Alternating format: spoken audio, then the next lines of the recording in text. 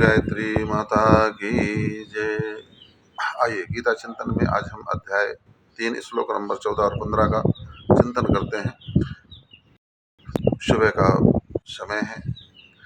यज्ञ हवन के बाद में, पूजा के बाद में आज हम सुंदर सुंदर हवा चल रही है, उसका आनंद लेते हुए आइए भगवान की वाणी का चिंतन करते हैं, आनंद लेते हैं और भगवान अर्जुन से बताते हैं कि पूरी साइकिलिंग है, किस तरह से यज्ञ से ही पूरी सृष्टि का संचालन हो रहा है।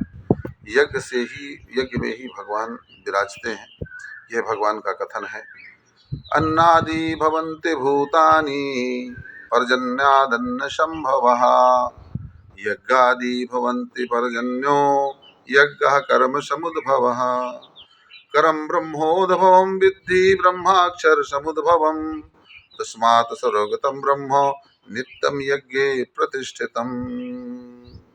संपूर्ण प्राणी जो है अन्न से उत्पन्न होता है। अन्नादि भवन्ति भूतानि, भूतानि का तात्पर्य होता है ये चराचर जगत के जीव, चराचर जगत ये भूत के अंतर्गत आता है।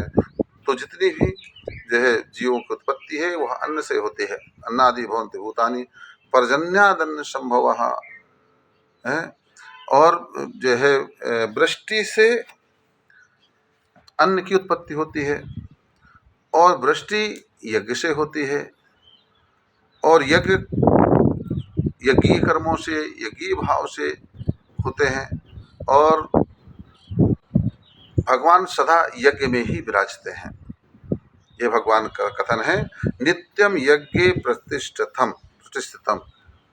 ये बताइए, अर्थात जो है मूल रूप में इस सृष्टि में यज्ञ के अलावा और कुछ नहीं है।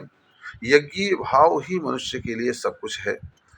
और जो यज्ञीय भाव से जिस तरीके से सृष्टि का क्रम है, उस सृष्टि के क्रम में आप देखिए कि समुद्र में जल भरा हुआ है। वो समुद्र का जल समुद्र अपना स्वयं नहीं जो है कभी खा लेता, पी लेता, रख लेता है। उस जब बादल आते हैं, सृष्टि को जरूरत पड़ती है तो बादल आकर के उस जो है जल को ले जाते हैं और ले जाकर के पूरी सृष्टि में बरसा देते हैं। और बरसाने के बाद में जिसको जितना लेना होता है वो उतना अपनी आवश्यकता के अनुसार सृष्टि ले लेती है। जैसे पत्थर को जितना चाहिए तो पत्थर ले लिया, मिट्टी को जितना चाहिए तो मिट्टी ले ली, जो है और पेड़ पौधों को जितना चाहिए उन्होंने ले लिया। मगर वो कोई भी उसका संग्रह नहीं करते, कोई रख नहीं लेते हैं। वो भी जो है अपना जितना लिया फिर उसके बाद में वो छोड़ देते हैं, वो बहा देते हैं।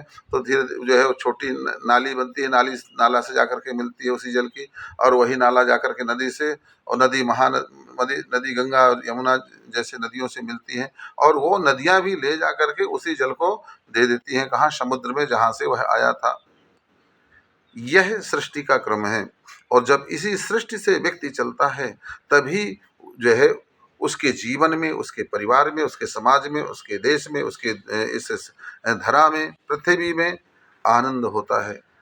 तभी वह व्यक्ति जो है आनंद से इस जीवन को बिताता है।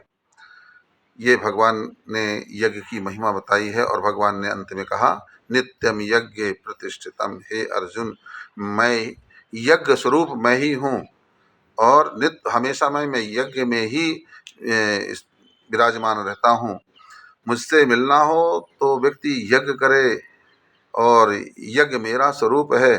जो चाहिए उसे मैं सब दूंगा, मगर वह यज्ञीय भाव से जीवन जिए, यज्ञ करे और दूसरों को भी प्रेरित करे, और बड़े बड़े यज्ञों के द्वारा इस सृष्टि का संतुलन जो है बनाने अपना योगदान दे। बोलिए गायत्री माता की जय।